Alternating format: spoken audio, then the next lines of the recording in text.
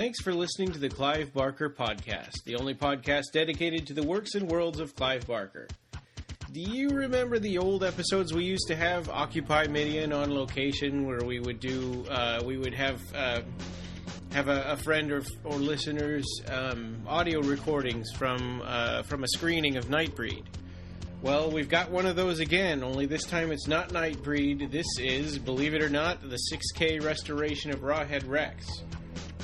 Our good friend of the show, Jonathan Kui, who's been on the show before,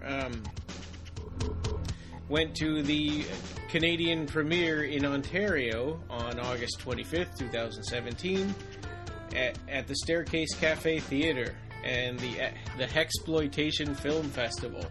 So we're excited. It was also screened with trailers from Hellraiser and Hellraiser II, Hellraiser III, Hellraiser Bloodline, and trailer for Nightbreed, trailer for Lord of Illusions, trailer for Midnight Meat Train, Candyman, The Book of Blood, and there were also clips from an old Clive Barker interview from a show called Open to Question. I think it's a UK show.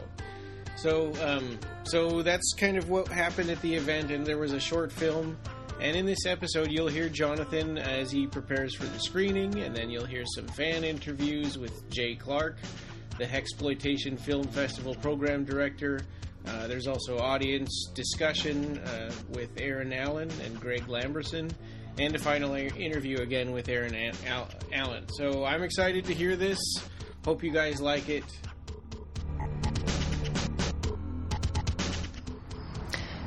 Hi, this is Jonathan Kui. I'm here as a sort of correspondent for the Clive Barker Podcast. I'm standing here behind the Staircase Theater in Hamilton, Ontario, up in Canada, where tonight they're going to be hosting a special screening of the 4K restoration of Rawhead Rex. The sun is setting. It's about 6:40 in the evening on a Friday night. The sun is starting to set. We're actually about a block away from something called Dundurn Castle, which apparently is a tourist attraction, but I know almost nothing about it. And so since we're here a little bit early, there's not much activity going on right now. But the theater itself, looking at it from the exterior, seems to be a nice little brick building. According to Google, it's a cozy area for performance artists and a couple of special screenings. So we're going to see through the course of the evening how things go. On the schedule today is going to be an opening of the doors at 8 o'clock with a raffle, followed by screenings of various Clive Barker film trailers and interview clips. And then at 8:30 is going to be a screening of a short film, which I'll discuss later. At 8:35, I believe, is going to be the actual screening of Rawhead Rex. And then at 10 o'clock is going to be a discussion and analysis, which I hope that I'll be able to bring to you. And I'll follow up with a little bit, if we can get a few more interviews. We'll see how it goes. Okay, so I'm here with... My name's Michelle Emery, and I'm here at the Staircase Theater. Where are you from? From Hamilton, Ontario, cool. Canada. And I'm here to see Rawhead Rex. Great. Have you seen it before? No, I have not. So it's my first viewing. And how did you find out about the screening?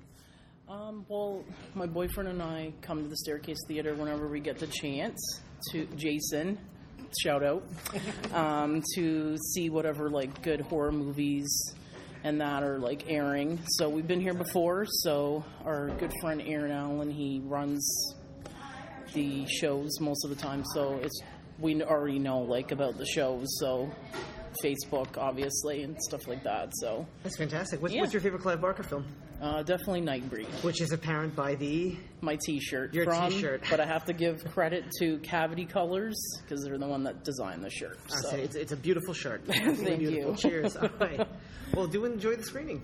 Yes, thank you very much. I hope that it's a good movie. It's probably going to be cheesy, but that's okay. Okay, and I'm here with... Brian Rowe. Hi, Brian. How are you? Good. And whereabouts are you from? Hamilton. Hamilton, excellent. And you're here also for the Rawhead Rex screening? Yes, I am. And how about did you find out about the screening? I'm good friends with Aaron, who is in charge here. So he mentioned, I saw it on the Facebook post. And I thought, you know what?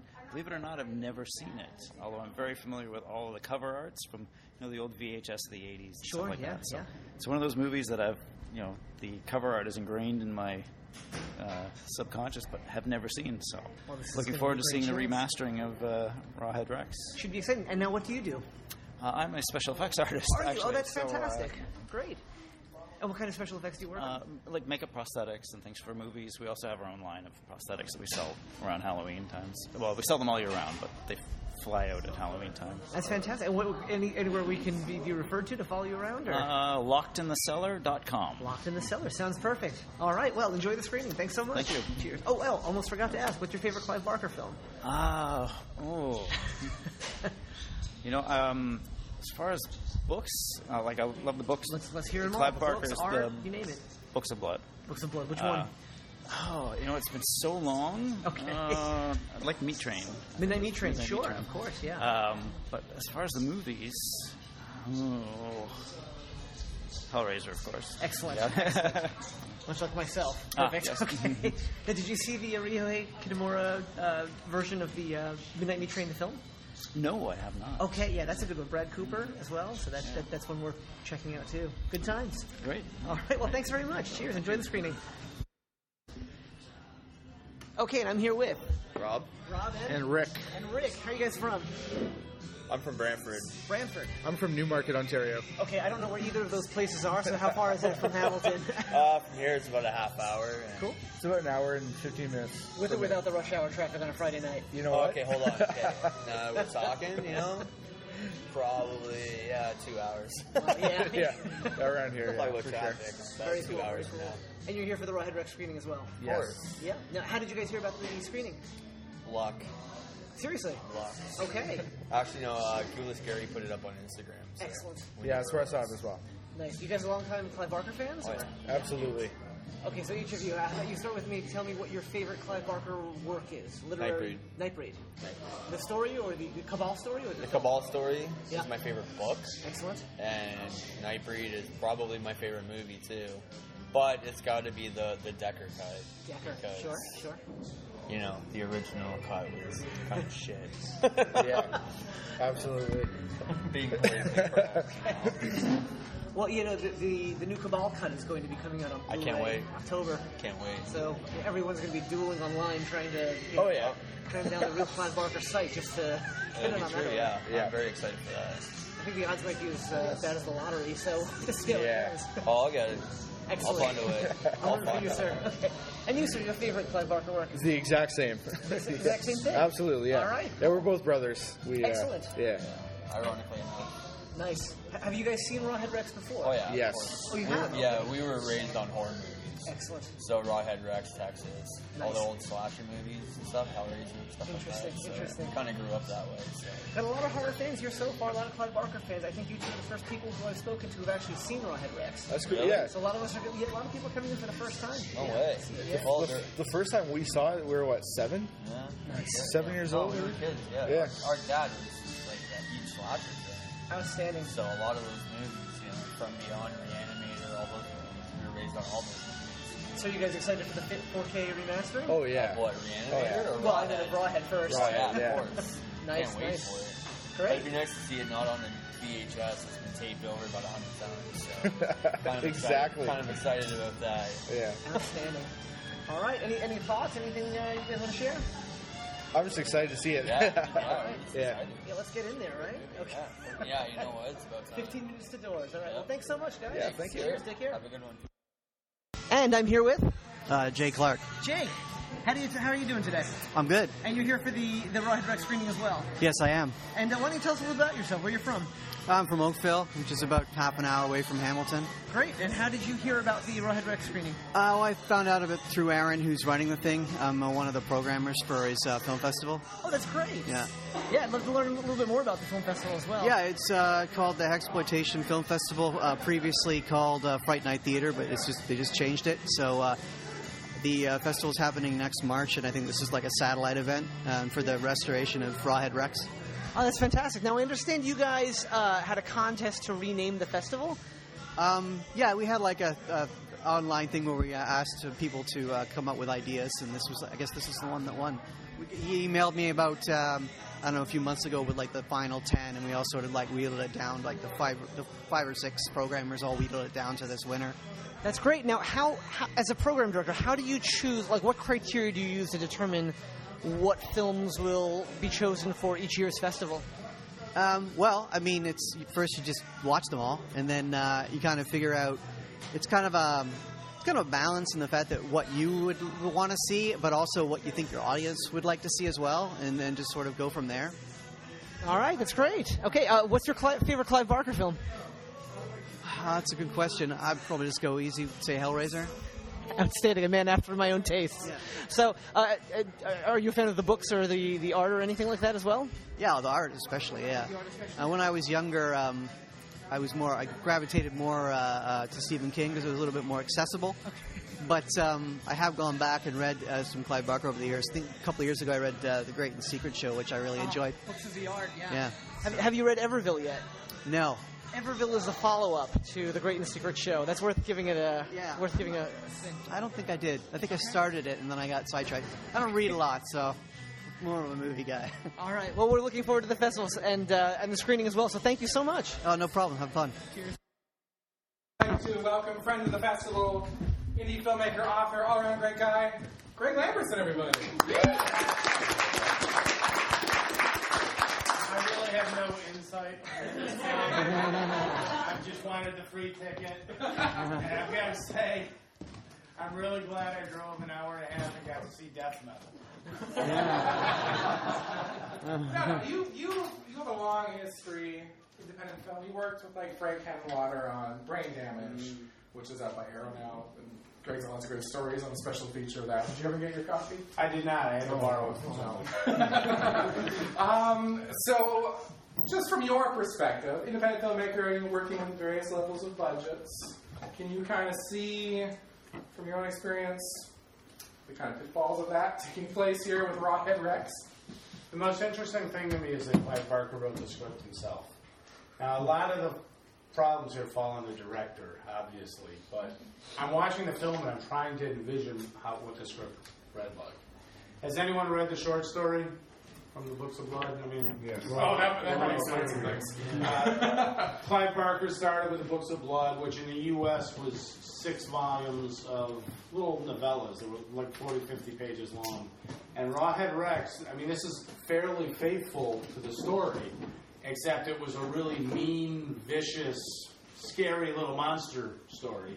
And they had to stretch it out, obviously. And, the guy who directed this directed the first Clive Barker adaptation, which is called Underworld or Transmutations. And it's sort of a crime horror thing. And a bigger mess than this, but not as entertaining as... Yeah, this they got their shit together for. This isn't really a low-budget film. I mean, they shot in a studio. They built sets. They just went horribly wrong with the monster. Probably should have been called Rubberhead Rex. It didn't get much of a theatrical release. I remember when it came out, but it was handled by Empire Pictures, which was Charles Band's, before Full Moon. He's renamed the company many times to avoid creditor problems. But he started out as Empire Pictures, and they didn't produce this, but he was trying to get it some sort of distribution. And I was in New York at the time, and I don't remember playing at a theater in New York. I remember when it came out on video, and the first time I saw it was on a bootleg, even though it was around the time of the release. And the good thing about seeing it on a screen is you're forced to pay attention to it. When you watch it on your TV at home, it's such a slow film that your mind wanders and you do other things. And you really have to focus on it when you're part of a captive audience. Exactly. That monster is something, though. Oh, God. What I was thinking is, I don't know if any of you are familiar with an old filmmaker named Don Dohler, but in the 1970s, Don Dohler was an amateur filmmaker who put out a magazine called Cinemagic, which a whole generation of filmmakers read. It really taught you how to do cheap but practical special effects, makeup, miniatures, things like that. And he did a lot of films that had monsters that were easily as good as this. The films were horrible. They were worse than this. But he got very lucky in that when Star Wars came out, like everybody wanted product. And he just happened to have some science fiction movies that had 30 seconds of a spaceship, 2 minutes of stop-motion animation, and they picked up one of his films, The Alien Factor, and they syndicated it for 2 years steady, and he made a fortune, because he was the first person who had to do science fiction film. And no one heard of it. It was just syndicated on all the local, afternoon shows, weekend shows. I think this is the movie that Don Dohler dreamed of making. This would be it for him. He would feel like he had made it. For sure, I agree. Now, it was interesting, a few of you had read the story. How many of you had seen this film before coming tonight? Okay, so, humor me. Can someone explain the ending to me? What is your take on what happened at the end? Because if you've read the story, it makes a bit more sense. But I'd like to maybe see if anybody has a take on what was going on there. Well, I took a lot of gender studies courses back in art school. And at the beginning, that pillar that they were hauling over looked really damn phallic. Yeah, it's a stone dick. And that stone thing that they had at the end was obviously a goddess figure, going back to like the Venus of Willendorf and all that. And she's shooting the magic rays right out of her vagina, and that's what paralyzed the monster. That's it. Well, so we are back to the basics of Women's Studies 101, and not even the basics of Women's Studies 101. Wow, is this oversimplified? Yes. So ridiculous. Declan, the priest, says they called him Rawhead. Well, why did they call him Rawhead? Because he looks like a heavy metal banger. His head's not raw at all. In the short story, essentially the monster is a big walking dick, the way it's described. What I read online about it, the that Rawhead. it was supposed to be like a 9-foot dick with teeth. Pretty much. So my favorite story is that Clive Barker, because he'd given his scripts to these guys who did like transmutations and this one, and he wasn't really consulted much. He did like the first draft of the script. He drew for them what the monster should look like in his mind, and they were like, "Well, that looks like a dick." We're not doing that. So we got this guy. You can see why after this he insisted on doing Hellraiser himself. Exactly. Without Rawhead Rex, I don't think we get Hellraiser. Yeah, so maybe true.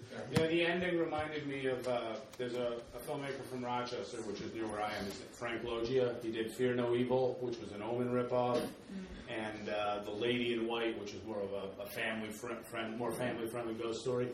But both of them have big climactic light shows like in this, and The Lady in White has the ghost woman who comes out too. So this really felt like a cheaper version of one of those endings. Would that have been like half the budget just for those extra special effects? Those light effects aren't even that good. In this film, I'm wondering if that's where Empire came in, because that feels like Empire. Try to get more optical lasers. Drop. Can you put a small monster in there? No? Okay, fine. If you put Rawhead Rex, kill a rack. Oh. That's a team up I'd like to see. Yeah. Paul? I've already got a sequel written. I don't know. One of our actor friends who's in Killer Rack, I told Paul he's like the older priest for the rest of the film.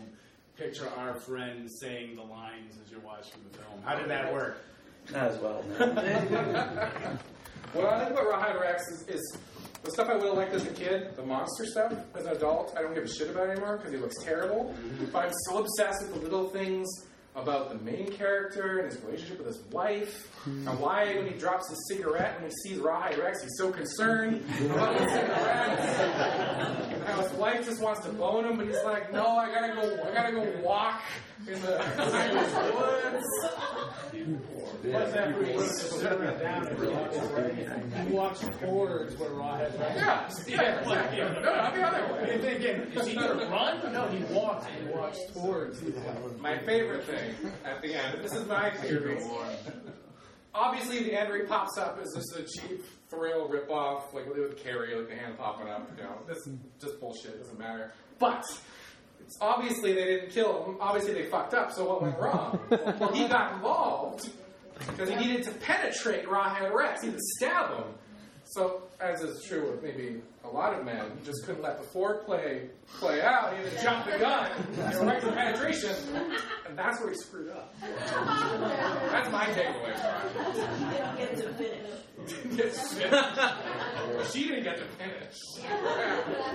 The hero looked a lot like Marcy's husband Steve from Married with Children, which was at the same time. And we're not intentional.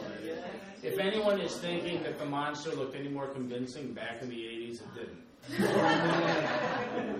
He works with a lot of monsters, you know. And it's like they didn't even do any test footage because, as you can tell just from the laughter, whenever the monster was looking down, it didn't produce laughter. But whenever he was looking up, he looked so ridiculous. And that one shot of him running. Because poor Heinrich, this 9-foot German guy in this costume, is probably looking out the neck. One camera operator say, bend your head down a little. No, the little things that matter. Great. While we have you here, could you tell our audience a bit about more stuff you're involved in? Buffalo Dreams, which is not far from here. That's right. I have my own festival in Buffalo. It's a 10-day festival. We show one screen at a time like you do. I don't like to show. A lot of festivals will show on 3 screens so they can pack it into one weekend, but then you have to choose between the films. So we like to show it one film at a time. So if anyone wants to see, we show like 100 movies, usually 25, 30 features, and then a lot of shorts. This year we're going to have the New York State premiere of Return to Newcomb High, aka Volume 2, because that was shot in our area. And we had the world premiere of the original, Part 1, not the original Newcomb High, which I worked on. But the first Return to Newcomb High we had, and Lloyd came out, and it was the most insane screening I've ever had. I mean, they had people come from all over the country and in buses to come to this screening. He stayed for an hour and a half after the movie, signing autographs, and then he went out and partied with them all night. I mean, Lloyd's awesome. It was quite entertaining. But we do a mixture of horror, sci-fi, basically anything we think's cool. When does that take place? That's November. It's November 3rd to 12th. 3rd to 12th. But definitely worth the drive to Buffalo. Yeah, I think so. This will be our 5th year under that name. Like you, we changed our names originally. We were Buffalo Screams. We moved out of November because I don't know about you, but we found that in October we were just competing with costume contests and this and that, and people would rather do that than see a good horror film around Halloween. It's just the same. So we got that going on and finishing up the very last touches of Johnny Gruesome, so I'm looking for distribution for that soon. And Killer Rack in Buffalo, a legit, fairly prestigious theater company is putting it on as a full-blown musical in September. We have it's called Hurtin' Up. I don't know if you call that here in your own theater district, but it's like the launch of the theater season, and each theater company puts on its prestige production first to launch the season, and they're doing Killer Rack. So we're looking forward to seeing that. I want to go see rehearsal next week. Oh, yeah? Okay. Let me know. So, they added the same guys who came here and did the songs. They added 7 more songs, and it's very faithful. But it's interesting. It's the same story and pretty much the same characters, but they mainstreamed it just a little bit. Dr. Kate Thulu, they didn't have enough faith that people would identify the name Lovecraft, so she became Dr. Libby Nip Tug.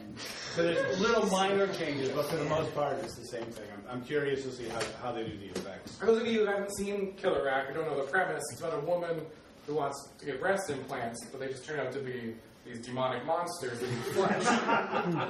And it's actually, I wouldn't go so far as to say it's a feminist film, but it's an anti-sexist film. The whole point of the film is that it makes fun of sexism in the workplace and sexism from women towards women. And we get a lot of, like just today, I don't know if you saw the message we got today, I wanted a lot more boobs. Like they expect it to be what we're making fun of. Yeah. So definitely, again, check that out and check out the musical. That sounds really fun. I hope I can. And the fun bag song. Fun bag. Most addictive song you'll ever hear. The theme song didn't make it into the play because, in a play, every song has to have a point of view of a character. And if you just have a bouncy theme song in the beginning of the movie, it doesn't necessarily translate to the stage. So, any final thoughts on Rawhead Rex? Anybody else want to? Yeah.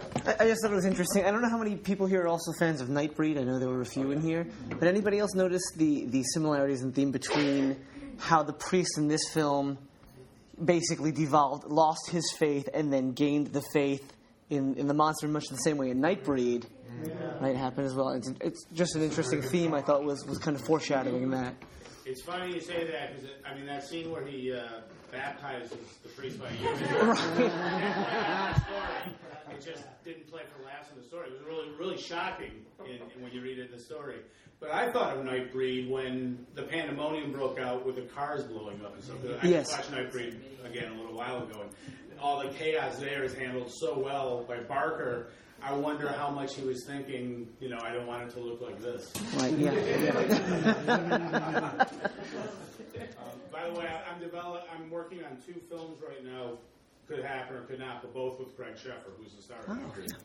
He's going to star in both and said he'll co-produce with me. So Nice. Very great. Greg, will you help me do the honors of drawing our final prizes? I will. Yeah. Okay, so I'm here with Aaron Allen, the creator of the Hexploitation Film Festival, who's going to tell us a little bit about himself and the festival. So why don't you tell us about yourself, sir? Sure. So yeah, the Hexploitation Film Festival is an annual film festival in Hamilton, Ontario, Canada. We run over 3 nights in March, and we focus on horror and exploitation films. So basically our motto is monsters, madman, and maniacs, and films that thrill, chill, and kill. Nice. And as I understand it, you guys used to be known as, was it Fright Night Film Festival? Yeah, we used to be known as the Fright Night Theater Film Festival. We started off as a once-a-month screening series called Fright Night, and then when I took over in 2012, I started transitioning it into a film festival. So now we do it as Hexploitation, like I said, in March, but then we do these one-off screenings as well. I have to say, I'm really impressed with this Staircase Theater here. It's really got a lot of character and quite a bit of flair, a lot of really old school film vibe, which is really, really nice atmosphere for this sort of screening. How did you come to be involved with the Staircase? Well, when I joined the group that had originally created Friday Night Theater called Horror in the Hammer, they had already set up these screenings here at the Staircase, which had sort of opened up as an art space. It used to be an old, I think it was like a hydro station building, and then it's been run down and abandoned and then rebuilt up, and now it's sort of this arts incubator. So they do comedy here, they do yoga classes, they screen weird, bizarre B-movies like we do. So it's sort of an all-around, amazing space. It's one of the best-kept secrets here in Hamilton, I think. Very interesting. I've met a lot of interesting people here tonight, and it seems like a pretty tight-knit community centered around this festival and some of its happenings. Do you know how that came to be? Did you have any sense of the sense of community that has come to be around this? Well, I don't know. I think sort of, like Clive Barker and Midian, the monsters just kind of find each other, we're all into the same weird stuff that other people don't get. And if I tell my coworkers, oh yeah, I'm screening Rawhead Rex, they're like, I don't know what that is. But the people that do know, they come together. And like you said, it's very close here. And there's people here I've never met before. But when they talk to me, it's like we're friends. And that's the great vibe of the festival. It's by fans and for fans. So we kind of cultivate this sort of friendly, we're all here to hang out and talk about awesome movies. That's fantastic. Now, this was quite a get, being able to do the Canadian premiere of the newly restored Rawhead Rex. How did that process evolve? Well, I saw that Kino Lorber was going to release it, and I contacted them, and I paid the licensing fee, and nobody else in Canada did it as well. So by default, there's all these U.S. listings for the screenings.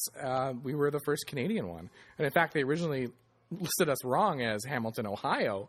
So I had to contact, no, it's actually Ontario in Canada. People would have been searching and searching. Yeah, so it was sort of a lucky accident. I was looking for something to do because we relaunched the festival under the Hexploitation name at the beginning of August, and I wanted to just do something to kind of show what kind of stuff that we do. For both our fans who've been with us all the years and then new fans as well. And it just so happened that they were doing these theatrical bookings for the new Rawhead Rex, and I was like, that movie's going to be perfect, and I just sort of jumped on it. Well, that's fantastic. So this theater holds, it looks to be about 70-ish people. Does that sound about right? 65, actually. 65. Yeah. And it looks like it was pretty full here tonight. Is this about what you were hoping for in terms of turnout? Yeah, definitely. It's better than I was expecting. I mean, I know when I approach things, it's I want to show films that I know an audience will like and ones that I know that I like, but I don't always know if the audience is going to come out for it, which is always the always the worry. But no, I think people came out, and as you witnessed here tonight, most people had never seen the film. So it was their first time, which was actually really exciting that we can show something from 1986 that more than half the audience has never seen before, and they can appreciate it. It's really amazing. Yes, I'll sheepishly admit that though I've owned the DVD for many years, it has remained sealed. Well, I'm glad you. My first viewing. I'm glad we broke your cherry here. Outstanding. You've been baptized. I apparently, yeah. In the urine of Rawhead Rex. I think I probably would have preferred the blood of Baphomet, but this works just as well. So, what's on your wish list in terms of films that you would love to screen here that maybe could be on the horizon someday? Oh my, that's oh man, that's a good question. It's always a matter of what we can do, because we're an independent festival. Mm-hmm. Like I said, we don't have any big corporate sponsors, and we try to avoid that and try to just do it ourselves. But which is great for the fans, because it really gives a much more community feel, I think, for an event like that. In sort of a heavy metal tone, there was a film called Black Roses that was made in the 80s, and it was actually filmed near here in Hamilton.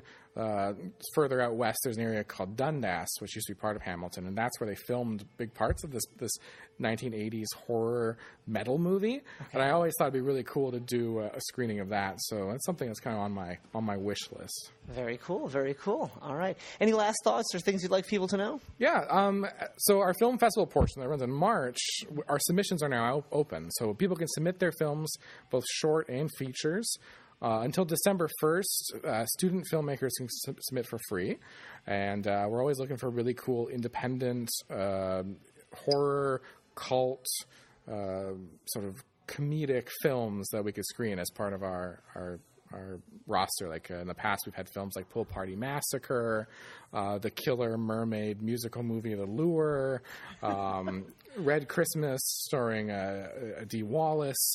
So we'd like to sort of put the call out to any interested filmmakers. Show us your stuff, because we're big fans. All right. Well, thank you very much, sir, for hosting this screening. Big debt of gratitude from Clive Barker fans up here in Canada. So, and thank you very much for your time and for sitting down and speaking with us. No problem. Thanks for coming. All right, cheers. And this podcast, having no beginning, will have no end. You can find the show notes for this episode, as well as lots of news and features, at www.clivebarkercast.com. Leave comments there, or get them directly into the podcast by clicking the Send Voicemail tab on the right. Please follow us on Twitter at BarkerCast or at Occupy Midian. Like us on Facebook and join the Occupy Midian Facebook group. You can listen on the site or subscribe to the podcast on iTunes, Stitcher, Libsyn, TuneIn, Pocket Cast, Google Play, and Double Twist. Look for our apps in the iTunes Store or Google Play Store. Subscribe to our YouTube channel as well. Please take a couple of minutes to leave us a review on iTunes. It means the world to us and helps us spread the word about Clive Barker. The Clive Barker Podcast, or BarkerCast, is an independent editorial fan site and podcast that is not affiliated with or under contract by Clive Barker or Seraphim Films. This is a labor of love by the fans for the fans. Thanks for listening.